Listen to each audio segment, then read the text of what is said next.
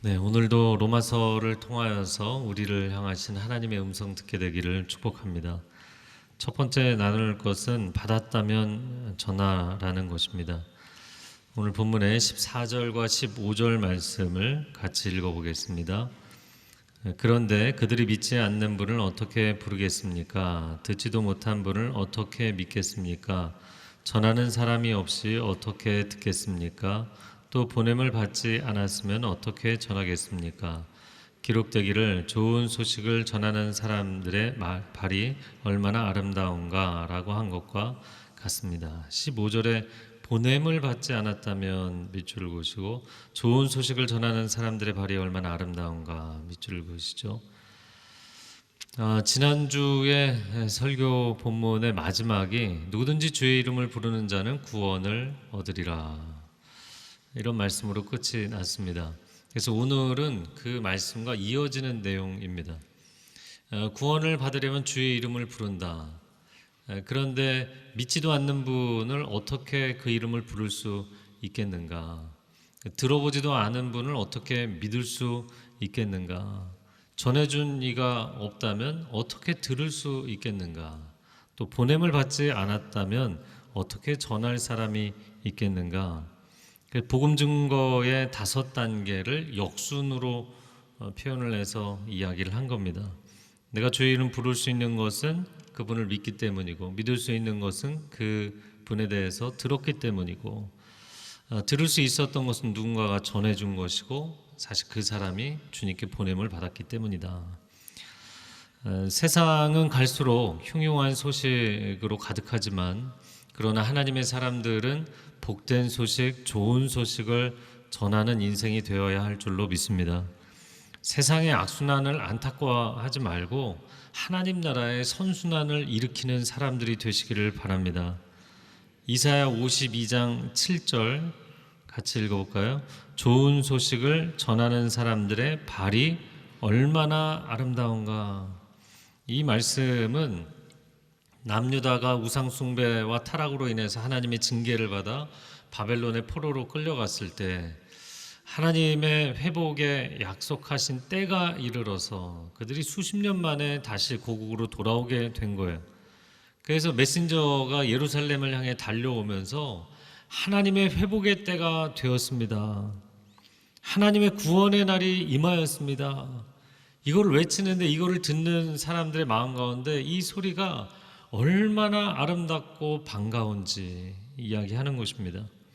만약에 전쟁이 끝나고 평화의 시대가 되었음에도 불구하고 그 소식을 듣지 못하고 알지 못하여서 불안과 공포와 두려움 가운데 사는 사람이 있다면 얼마나 불쌍한 사람이겠어요. 실제로 그런 인물이 있었습니다. 2차 세계대전이 끝났음에도 불구하고 29년 동안 필리핀 루방이라는 섬에서 전쟁이 끝난 줄도 모르고 그곳에서 계속 도망다니고 숨어 있었던 한 일본인이 있었어요. 오노다 소이라는 사람이었는데, 필리핀 루방섬에 주둔하고 있던 일본군의 장교 중에 한 사람이었습니다.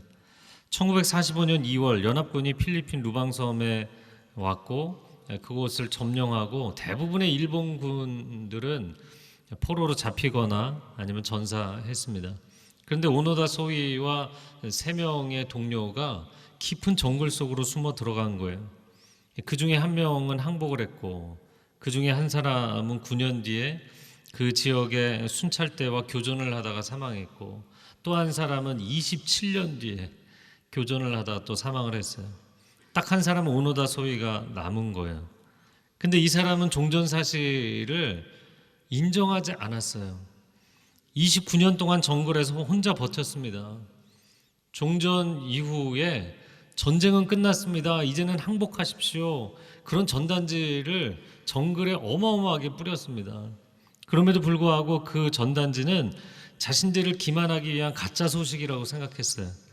심지어 그의 옛 부하들이 그 정글 속에 들어와서 오노다, 이제 전쟁은 끝났다. 빨리 이 숲에서 나와라. 우리가 함께 고향으로 돌아가자. 그렇게 외쳐도 그걸 믿지 않았어요. 종전 30년이 되는 1974년 한 일본인 탐험가가 이 이야기를 알게 되었고 그를 직접 만나겠다고 합니다. 그래서 필리핀 루방섬에 찾아와서 오노다를 만나게 됐고 그를 안심시키고 종전 사실에 대해서 어느 정도 설득을 하게 됐어요. 하지만 놀랍게도 이 오노다 소위가 한 가지 조건을 제시합니다. 그것은 자신의 직속 상관이 와서 항복 명령을 내려야만 자기 근무지 이탈을 할 수 있다는 거예요. 결국에는 직속 상관들 가운데 한 사람을 찾았는데 다니구치 요시미라는 사람이 이 루방섬에 보냄을 받습니다.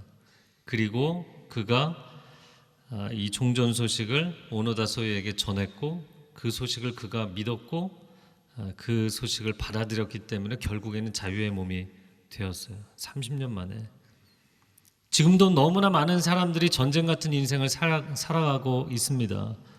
약육강식의 세상에서 하나님 나라의 평화의 복음을 듣지 못한 사람들, 영혼과 육신의 피를 흘려가면서도 이 세상에서의 경쟁과 성공과 욕심을 포기하지 못하는 사람들, 그들은 모두 이 복된 소식이 필요한 사람들입니다. 누가 우리를 위하여 갈고 주님의 그 안타까운 부르짖음에 우리가 반응하고 일어나야 되는 것이죠. 생각해 보세요. 일제치하가 끝나고 광복의 날이 다가왔을 때 대한민국 국민 가운데 어찌 반응하지 않는 사람이 있었겠습니까?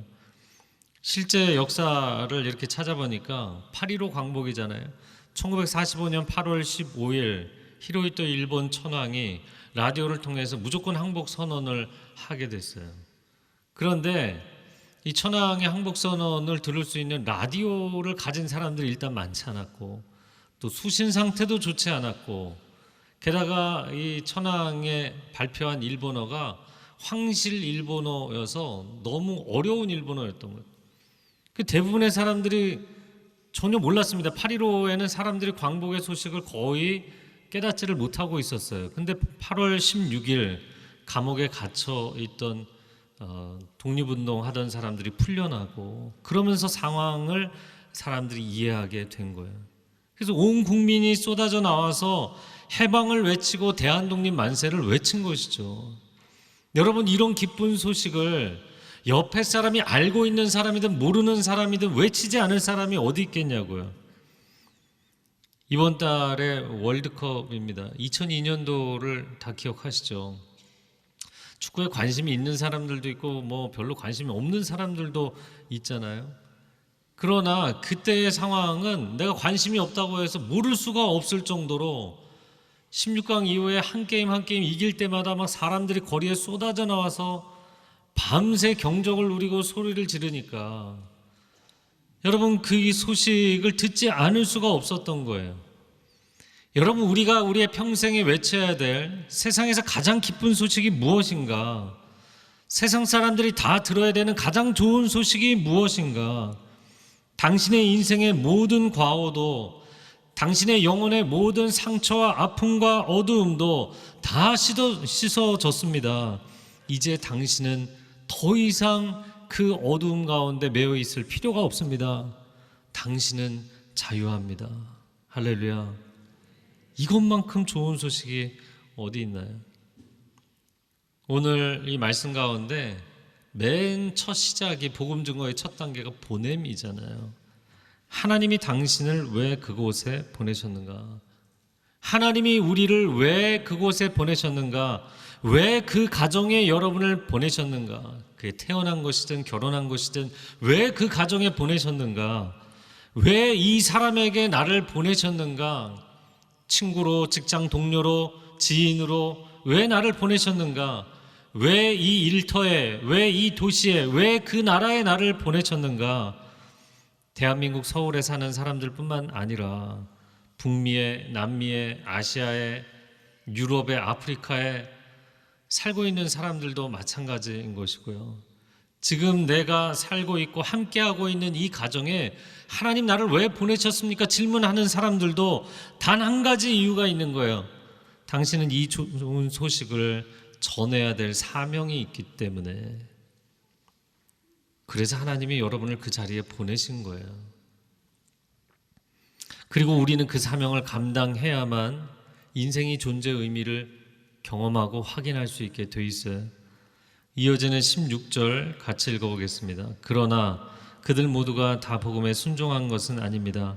이사야는 주여 우리의 전한 것을 누가 믿었습니까? 라고 했습니다. 지금 바울은 유대인들이 그렇게 전했는데도 유대인들은 이 복음을 잘 받아들이지 않았다는 얘기를 하고 있어요. 그래도 외쳐야 할 소식, 그래도 전해야 되는 이야기, 이게 복음의 이야기라는 것이죠. 목숨을 걸고 외쳐야 할 소식입니다.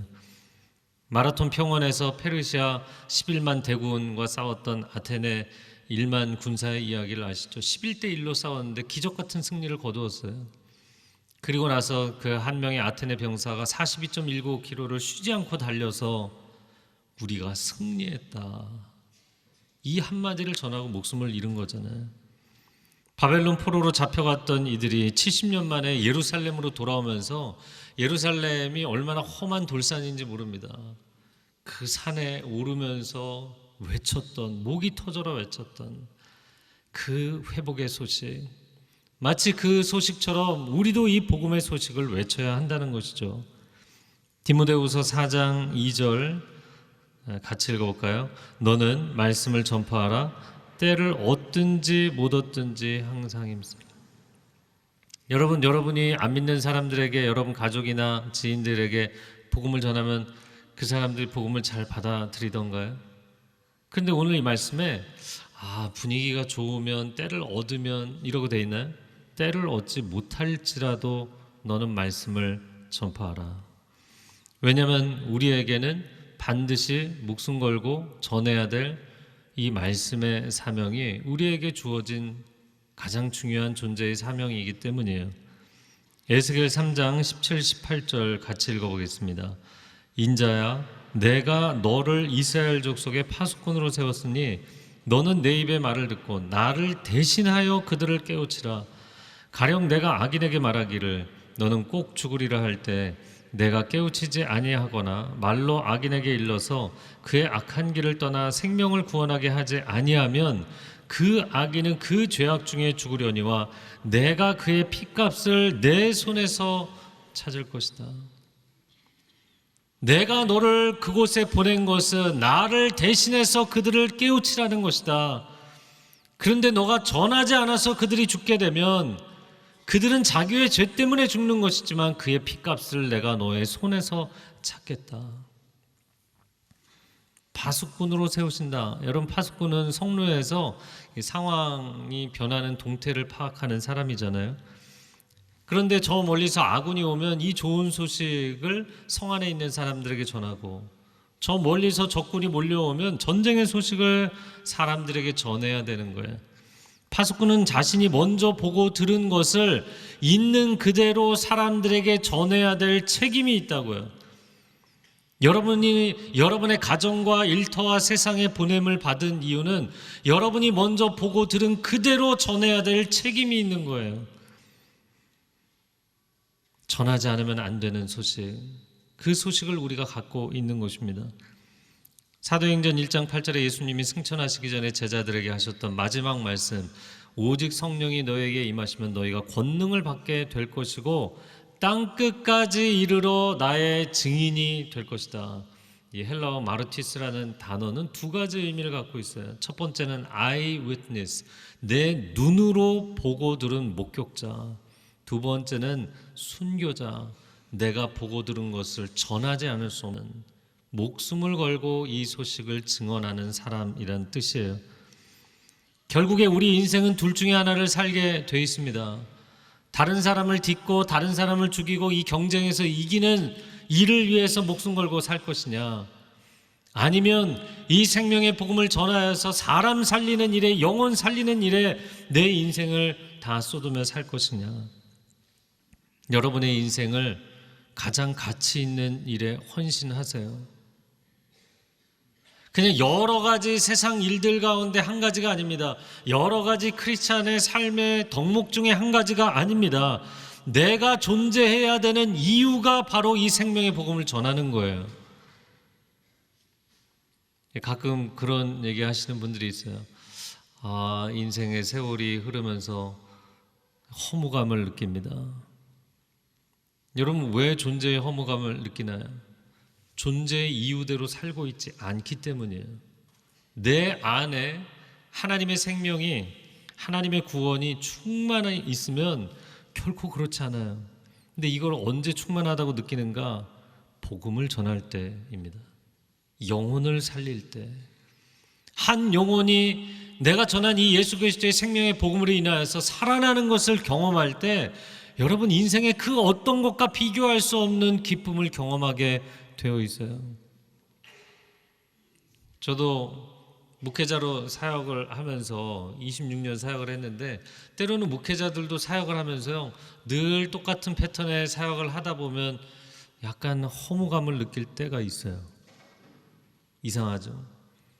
그런데 가장 목회자로서 살아있다고 느끼는 것은 한 사람에게 복음을 전해서 그 사람이 예수 그리스도를 영접하고 인생이 완전히 180도 뒤집어져서 죽음에서 생명으로, 어둠에서 빛으로 나오게 될 때, 할렐루야, 그때의 감격만큼 인생에 큰 감격은 없어요.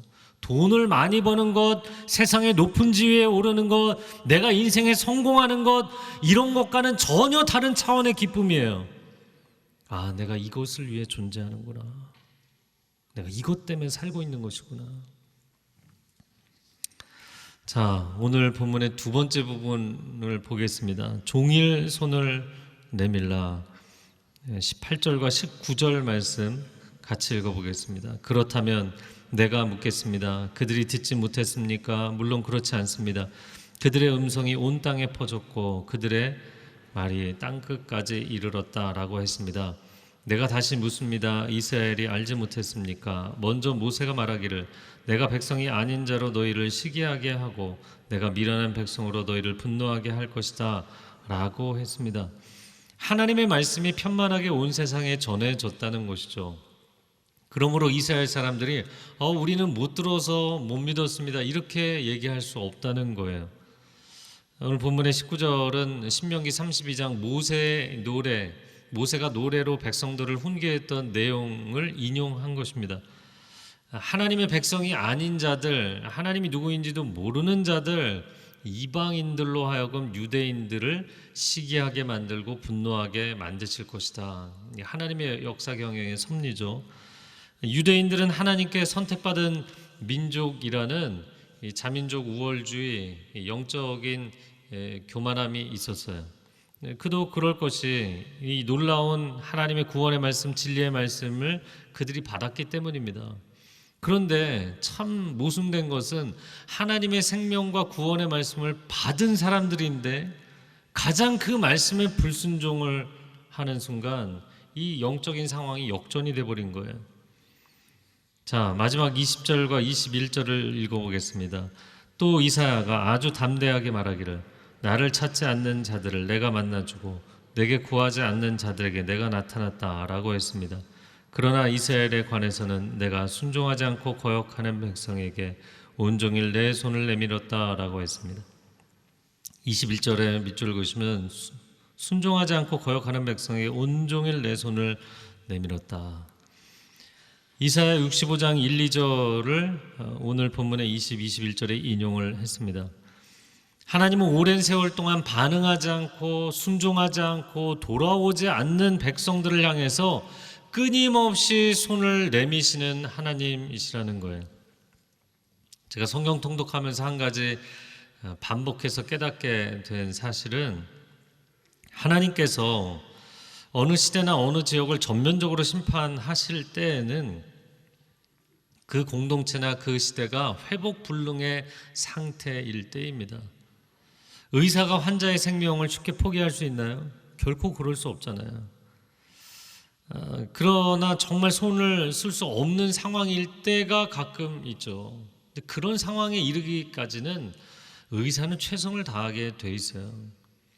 가끔가다 수술을 하겠다고 개복을 했다가도 손을 쓸 수가 없어서 다시 덮어버리는 경우도 있습니다. 하나님의 심정이 그런 거예요. 어떤 이들은 어떻게 선하신 하나님이 전 지구적인 홍수 심판으로 세상에 존재하는 모든 생명체를 쓸어버릴 수 있느냐, 그렇게 잔인한 하나님이 있을 수 있느냐, 하나님을 그렇게 비난합니다. 그러나 잊지 말아야 될 것은 하나님은 회복 불능의 상태가 되기까지는 절대 포기하지 않으시고 반드시 심폐소생을 해서 살려내기를 원하신다는 거예요. 그러니까 하나님의 그 홍수 심판이 있기 전에 가장 오래 살았던 사람이 무두셀라라는 사람이에요. 근데 그의 이름의 뜻이 그가 죽으면 하나님의 심판이 임한다는 뜻입니다. 경고의 인생으로 이 땅에 보냄을 받은 무두셀라가 969년을 살았어요. 하나님은 너희가 계속 그렇게 불순종하면 심판이 임할 것이라고 경고하신 이후에도 거의 1000년을 기다리시며 심폐소생을 하신 겁니다. 그런 하나님을 어떻게 비난하겠어요? 하나님은 최선을 다하셨어요. 코로나 팬데믹에 너무나 많은 사람들이 세상을 떠났습니다. 격리병동에서, 요양원에서 그렇게 안타깝게 떠난 분들이 있어요. 그러나 그들을 위해서 최선을 다하고도 망연자실에 있는 의료진들을 향해서 우리가 무슨 생각을 하게 되나요? 저 사람들 사랑이 없어서, 노력을 안 해서, 저 사람들 잔인해서 저렇게 환자들을 떠나보냈다고 그렇게 생각하고 이야기하나요? 결코 그렇지가 않잖아요. 인류가 경험하는 불행과 고통에 대해서 우리는 누군가에게 책임 전가를 하고 싶은 거예요. 그러나 하나님은 그분이 아니세요. 하나님은 정말 하나님이 하실 수 있는 최선을 다하셨어요. 아들까지 내어주셨잖아요. 그리고 하나님은 종일토록 내게 손을 내밀고 계십니다. 이제 그 어두움 가운데 거하지 말고, 그 절망 가운데 거하지 말고 내 손을 잡아라. 한 번만이라도 내 손을 잡아라. 안타깝게 손을 내밀고 계시는 거예요. 팬데믹 기간에 제가 작년에도 모임 인원 자체가 제한이 있고 대면 사역을 하지 못하고 그런 기간들이 있었잖아요. 그래서 초신자들 만나서 복음 전하고 한 사람, 두 사람 그렇게 해서 5명, 6명 모아놓고 초신자 성경 공부를 했어요. 그분들이 다 예수님을 믿고 세례를 받고 할렐루야, 너무 감사하죠. 그래서 올해도 또 그런 그룹이 함께 모여서 초신자 성경 공부 모임을 하고 있습니다. 근데 한 분이 너무너무 얼굴이 어두운 거예요. 이야기를 들어보니까 자기 분야에서 최선을 다했고 거의 정점을 찍을 정도로 훌륭한 커리어를 갖고 있는 분이었어요. 그런데 그 영역에서 정말 신뢰했던 사람에게 배신을 당하고, 그리고는 인생이 막 어두움 속에 몰려 들어가게 된 거예요. 절망과 분노와 배신감과 원한으로 인해서 막 죽을 것 같은 거예요. 저희 교회 다니는 성도님이 처음엔 한 분, 그 다음에 두 분, 이분에게 하나님을 믿으십시오. 당신 하나님 믿어야 당신의 인생이 구원받을 수 있다. 이 어두움에서 건짐을 받을 수 있다. 그렇게 다가가서 얘기를 하니까 너무너무 화가 나고 짜증이 나는 거예요. 안 그래도 힘든데. 그 집 앞에까지 찾아와서 괴롭히는 이들을 생각하면 너무나 믿고 싫은 거예요. 그런데 지금은 초신자 성경 공부에 나와서 매일같이 눈물을 흘리며 나를 이 절망과 분노의 늪에서 건져주신 하나님 너무너무 감사합니다. 너무나 감사합니다. 여러분, 우리는 다른 사람에게 전도할 때 조금 얘기해보고 화내고 얼굴이 굳어지면 절대로 말아야 될 사람에게 말했구나. 금방 포기해버리잖아요. 왜 포기할까요? 아비의 심정, 어미의 심정이 없기 때문이죠. 여러분 자녀가 방황하면 여러분 부모로서 포기하실 수 있어요? 하나님의 형상인 자녀들이 하나님을 떠나서 방황할 때 하나님 쉽게 포기하십니까? 이제는 하나님의 사랑의 손길, 은혜의 손길, 이 구원의 손길 아직까지 주저하는 분이 있다면 꼭 잡으시기 바랍니다. 그리고 여러분 주변에 그런 분들이 있다면 여러분 그분에게 이 복음을 전하셔야 돼요. 세상에 거짓말을 퍼뜨리는 사람들만 양치기 소년의 인생을 사는 게 아닙니다. 내가 이 사람을 살려낼 수 있는데, 이 영혼을 분명히 살려낼 수 있는데 그 진실의 복음을 알고 있으면서도 침묵하고 말하지 않는 사람들도 양치기 소년의 인생을 살고 있는 거예요. 우리가 조금 부끄러움을 당하고 수치를 당하고 거절감을 당하고 그럴지라도 그 한 생명을 살려내야 하는 사명이 있고 살려낼 수 있는 복음이 있는 거예요. 여러분, 온 세상이 팬데믹으로 여전히 고생하고 있잖아요.